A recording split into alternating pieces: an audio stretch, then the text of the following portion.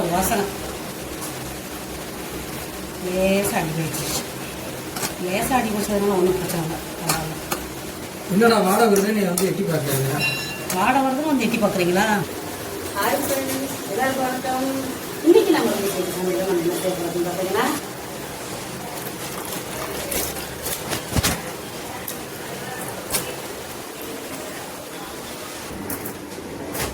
இப்போ எங்கள் வீட்டுக்காரரு அந்த சிமினியெல்லாம் தொடச்சி க்ளீன் பண்ண போகிறாரு.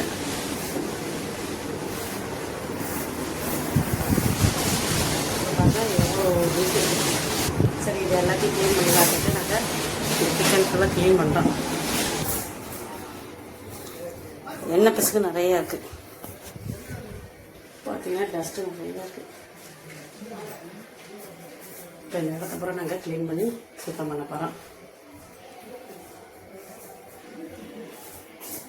மேலே ஏறி செய்கிற வேலை பூரா எங்கள் வீட்டுக்காரர் தான் செய்ய போகிறோம். மேலே அப்படியே ஓட்டுற டஸ்ட்டு.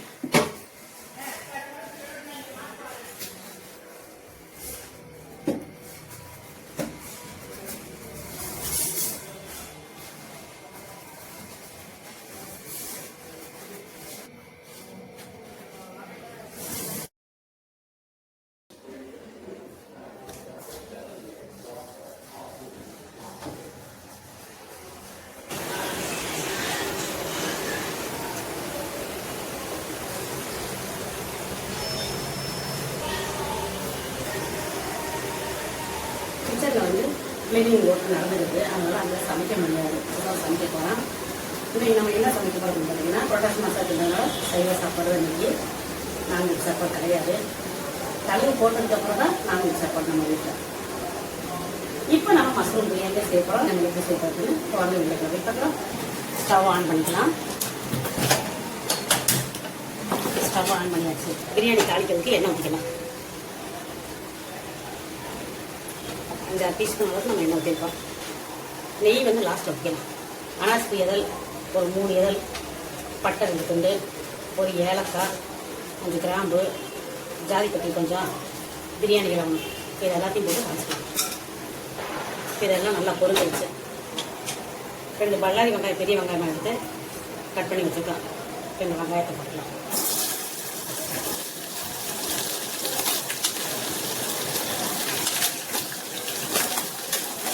இந்த வெங்காயம் கோல்டன் ப்ரௌன் கலர் வர வரைக்கும் வதக்கலாம்.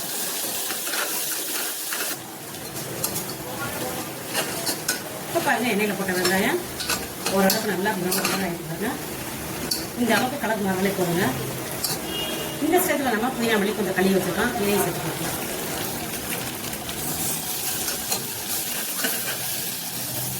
அதுக்கடுத்து 3 பச்சை மிளகா நம்ம கீரி வச்சுருக்கோம். இந்த பச்சை மிளகா வச்சுருக்கோம். அதுக்கடுத்து பார்த்தீங்கன்னா இஞ்சி பூண்டு பேஸ்ட்டு இந்த அளவுக்கு நம்ம எடுத்துக்கோம். இதையும் கூட சேர்த்துக்கலாம். இதில் உள்ள பச்சை ஸ்மெல் போகிற வரைக்கும் வதக்கலாம். நம்ம இஞ்சி பூண்டு பேஸ்ட்டு சேர்த்துக்கணும். அது உள்ள பச்சை ஸ்மெல் போகிற வரைக்கும் நல்லா வதக்கலாம். நல்ல பழுத்த பழமாக 3 தக்காளி பழம் எடுத்து சின்ன சின்னதாக கட் பண்ணி வச்சுக்கலாம். இதையும் கூட சேர்த்துக்கலாம்.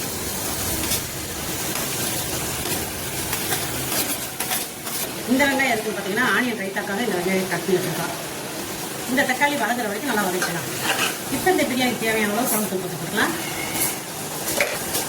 அடுத்து நம்ம கட் பண்ணி வச்சுருக்க மஷ்ரூம் வச்சுருக்கலாம்.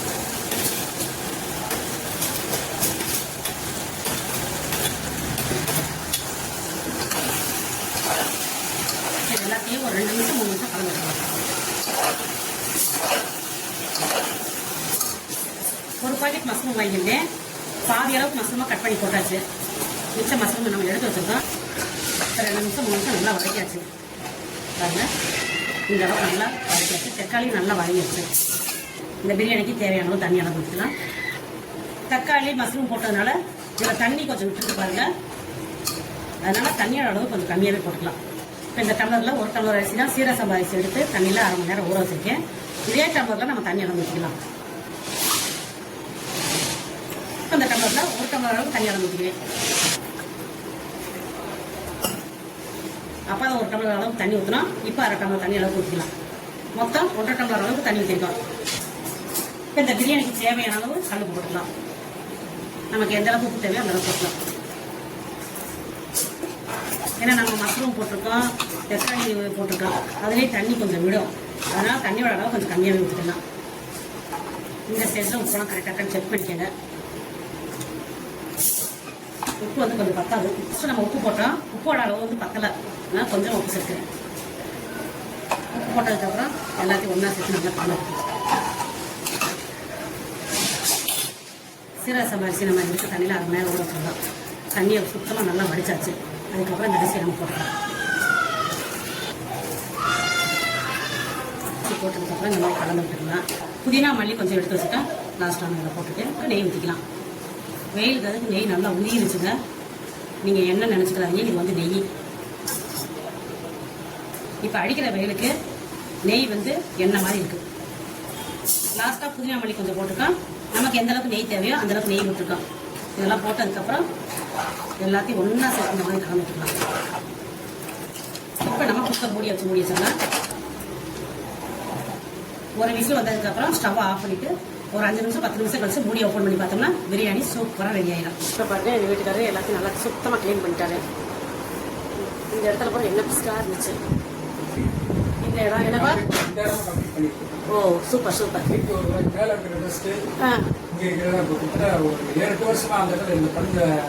என்ன பிஸ்காக இருந்துருக்கு, எல்லாத்தையும் க்ளீன் பண்ணி எடுத்தாங்க. இப்போ இந்த இடம் நல்லா க்ளீன் ஆகிடுச்சு பாருங்க. சிமிலி மேலே டஸ்ட்டாக நிறையா இருந்துச்சு. இந்த இடம் ஃபுல்லாகவே நல்லா க்ளீன் பண்ணிட்டாரு. இதை மட்டும் லாக் பண்ணுங்க. அந்த சிமிலி இதை மட்டும் லாக் பண்ண அதை கழுவி வச்சுடா. சிமிலியோட இதை மாட்டி வச்சுனா வேற வந்துருச்சு.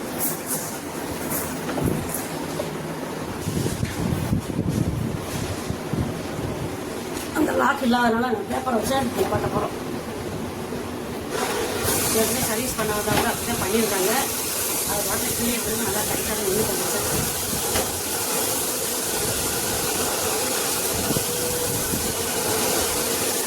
இதில் லாக் இருக்குது, அதனால இதை மட்டும் லாக் பண்ணிக்கலாம்.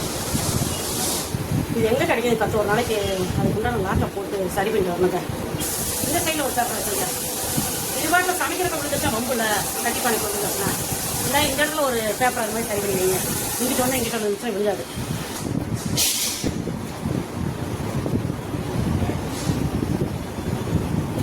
ரெண்டு பக்கம் பேப்பர் வைக்கிறதுனால ஓரளவுக்கு விழுகாது.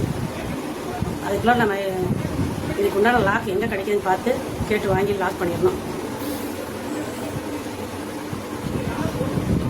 அது எப்படி உடஞ்சுன்னே தெரியல, டைட் பண்ண முடியாத எடுத்து செலோட்டை போட்டோம்னா சுற்றிட்டு கீழே விழுகாது.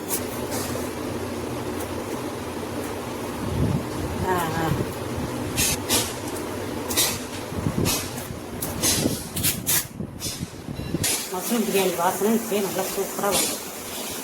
பன்னீர் திராட்சை, ஆனியன், தயிர், ஐசொட்டு இதை மட்டும் போட்டு கலந்து வச்சுட்டோம்னா பிரியாணி ரெடி ஆகிறதுக்குள்ள இது ரெடி ஆகிடும். சிமினி எங்கள் வீட்டுக்காரர் நல்லா சூப்பராக அழகாக க்ளீன் பண்ணிட்டாரு. அடுப்பையும் நல்லா நீட்டாக சுத்தம் பண்ணி எடுத்து வச்சிட்டாரு. இந்த இடம் பூரா நல்லா நீட் ஆகிடுச்சு.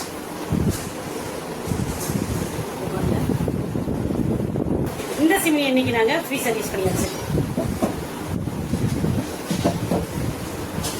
அடுத்து நாம இந்த ஜாமான் பூரா க்ளீன் பண்ணி எடுத்து அங்கே அடுக்கி வைக்கணும்.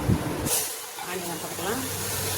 ஆனியன் போட்டு அதுக்கு அடுத்து பன்னீர் திராட்சை கொஞ்சம் எடுத்து வச்சுக்கலாம். இதையும் போட்டுக்கலாம். இதுக்கு தேவையான அளவுக்கு நைஸ் பண்ணி போட்டுக்கலாம். இந்த தயிரை வச்சுக்கலாம். கெட்டியான தயிர் எடுத்து வச்சுருக்கோம். இந்த தயிரை போட்டுக்கலாம்.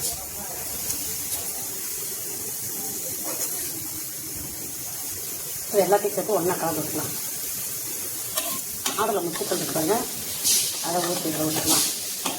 இந்த ஆனியன் சாப்பிட்றது ரொம்ப டேஸ்ட்டாக சூப்பராக இருக்கும். பன்னீர் திராட்சை மட்டும் இதில் சேர்த்துக்கணும். மஷ்ரூம் பிரியாணிக்கு சைடிஷாக ஆனியன் ரைத்தா சூப்பராக ரெடி ஆகிடுச்சு. ரொம்ப நேரம் ஆயிடுச்சு, விசிலே வரல. அதனால் ஸ்டவ் ஆஃப் பண்ணிக்கலாம். போதும் வெந்தது. இப்போ பிரியாணி ரெடி ஆகிடுச்சு. குக்கர் மூடி ஓப்பன் பண்ணி பார்க்கலாம். எல்லாம் போயிடுச்சு.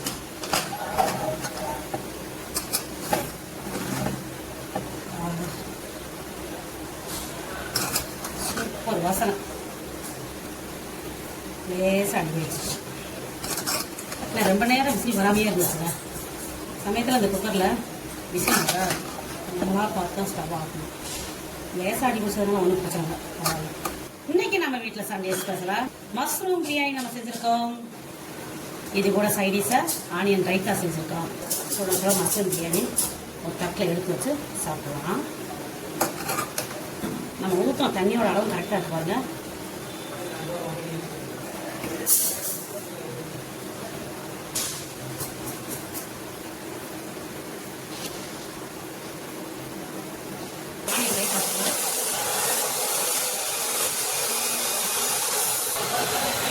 பன்னீர் திராட்சை போட்ட onion raita, mushroom biryani.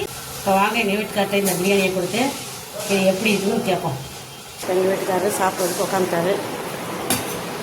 என்னங்கப்பா mushroom biryani சாப்பிட்டு பார்த்துட்டு எப்படி இருக்குன்னு சொல்லுங்கள்.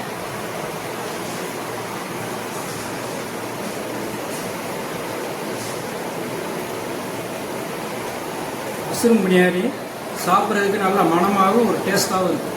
சூப்பராக இருக்குது.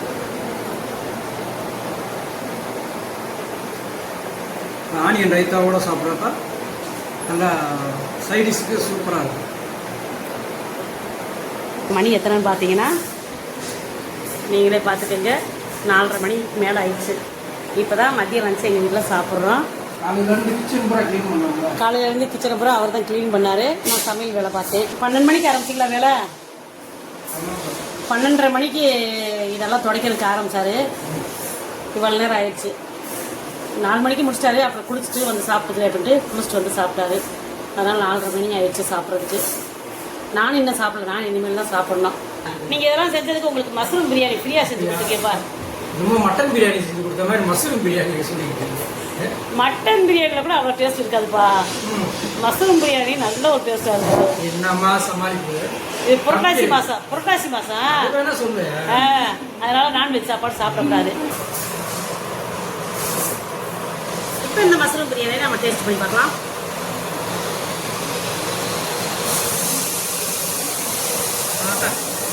இந்த பிரியாணிக்கு உப்பு, புளிப்பு, காரத்தோட அளவு எல்லாமே கரெக்டாக பக்காவாக இருக்குங்க. பிரியாணியோட டேஸ்ட் சூப்பராக இருக்குங்க. இந்த மஷ்ரூம் பிரியாணிக்கும் பன்னீர் திராட்சை போட்ட ஆனியன் ரைத்தாவுக்கும் சாப்பிட்றது செம்மையாக இருக்குங்க. கண்டிப்பாக நீங்களும் இதே மாதிரி ட்ரை பண்ணி சாப்பிட்டு பாருங்கள். ரொம்ப ரொம்ப சூப்பராக இருக்கும். இன்றைக்கி எங்கள் வீட்டில் ரொம்ப ரொம்ப சிம்பிளான மெனு தாங்க செஞ்சுருக்கோம். ஏன்னா கிச்சன் ஒரு பேரை கொஞ்சம் போய்க்கு இருந்துச்சு. எப்படி இருந்த கிச்சன் இப்படி க்ளீனாக நீட்டாக ரொம்ப சூப்பராக அழகாயிடுச்சு. இப்போ இதை அடுக்கி வச்சது அப்புறம் நான் தான். இது வந்து போன வாரமே பேப்பர் மாற்றி வச்சுட்டாங்க.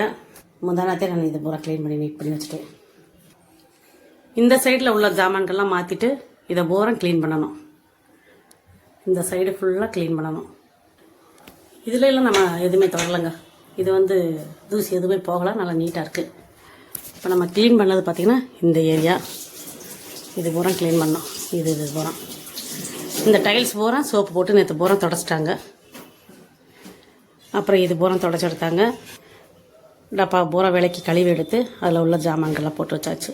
இதை பூரா பேப்பர் மாற்றி எல்லாமே நல்லா விலைக்கு தொடச்சி வச்சாச்சு. அதுமாதிரி சிமினியும் நல்லா நீட் பண்ணி வச்சிட்டாங்க பாருங்கள். இந்த இதில் லாக்கு தான் உடஞ்சிருச்சு. அதனால் பேப்பர் வச்சு செலோ டேப் வச்சு ஒட்ட வச்சுருக்காங்க கீழே விழுகாமல் இருக்கிறதுக்காக. இந்த லாக் இங்கே கிடச்சா வாங்கணும். வாங்கி மாட்டி வைக்கணும். பார்த்தீங்கன்னா எண்ணெய் பிசுக்கு நிறையா இருந்துச்சுங்க. அந்த எண்ணெய் பிசுக்கு பிறகு என்ன போட்டு தேய்ச்சிங்க? விம் லிக்விடா? இந்த எண்ணெய் பிசுக்கு நம்ம விம் லிக்விட் போட்டு தேய்ச்சாலும் கூட அது பிசு பிசு போகவே இல்லை. அந்த எண்ணெய் பிசுக்கு இருந்துக்கிட்டே இருந்துச்சு. எனாமல் தின்னர் சொல்லி இருக்கு. அது வாங்கி பூரா தொடச்சி விட்டாங்க. அது வாங்கி தொடக்க வேண்டிய எண்ணெய் பிசுக்கு எல்லாம் சுத்தமாக நீட்டாக ஆயிடுச்சு. உங்கள் வீட்டில் நீங்கள் சிம்னி க்ளீன் பண்ணணும்னா எனாமல் தின்னர் வாங்கி வச்சுக்கோங்க. எண்ணெய் பிசுக்கு எங்கெங்கே இருக்கோ அதெல்லாம் துடைக்கிறதுக்கு உங்களுக்கு ரொம்ப ரொம்ப யூஸ்ஃபுல்லாக இருக்கும். ஏன்னா ஒவ்வொரு தடையும் நம்ம சர்வீஸ்க்கு ஆளை கூப்பிட காசு தாங்க செலவாகிக்கிட்டே இருக்கு.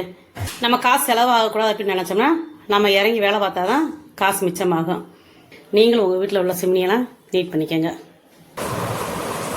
இந்த பிரியாணிக்கு உப்பு, புளிப்பு, காரத்தோட அளவு எல்லாமே கரெக்டாக பக்காவாக இருக்குங்க. சாப்பிட்றதுக்கு ரொம்ப ரொம்ப அருமையான டேஸ்ட்டு சூப்பராக இருக்குது. கண்டிப்பாக நீங்களும் இதே மாதிரி ட்ரை பண்ணி சாப்பிட்டு பாருங்கள். ரொம்ப ரொம்ப சூப்பராக இருக்கும். இந்த வீடியோ பிடிச்சிருந்தா லைக் பண்ணுங்கள், ஷேர் பண்ணுங்கள். இது வரைக்கும் நம்ம சேனலுக்கு சப்ஸ்கிரைப் பண்ணாமல் தான் சப்ஸ்கிரைப் பண்ணிக்கோங்க. மீண்டும் அடுத்த ஒரு வீடியோவில் சந்திப்போம். நன்றி, வணக்கம், டாடா, பை பாய்.